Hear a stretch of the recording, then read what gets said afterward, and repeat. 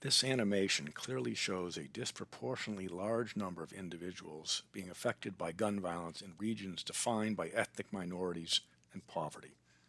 While gun violence is certainly occurring outside of these regions, the association of gun violence in the affected areas is obvious. Physicians and health professionals have studied and commented on gun violence in the United States. They often refer to gun violence as an epidemic, just like infectious disease epidemics. The medical profession sees it as their duty to address firearms safety.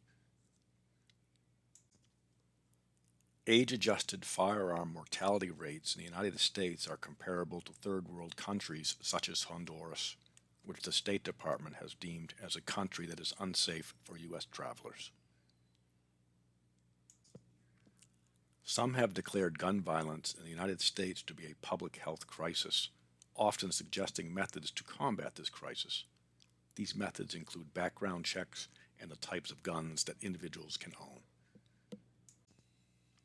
Adolescents that are involved in or witness gun violence are especially susceptible to subsequent participation in gun-related activities. The psychological distress caused to these mostly young men suggest mental health interventions are needed to help combat such distress. Given the enormity of gun violence in poor ethnic neighborhoods, extreme risk protection order laws should consider racial oppression and equal justice as a matter of public safety. Long-term reductions in community violence will not occur until larger social issues are addressed. Until that is accomplished, secondary prevention such as adults mentoring teens may help foster teen resilience and activism regarding gun violence. In the United States, there is a constant debate between gun rights activists and those desiring to reduce the epidemic of gun violence.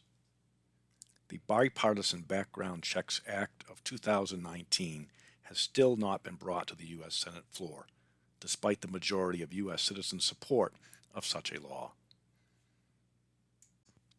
Large majorities of U.S. gun owners and non-gun owners support measures to strengthen U.S. gun laws, though the percentage of those majorities typically dissipate as time passes after large gun violence events.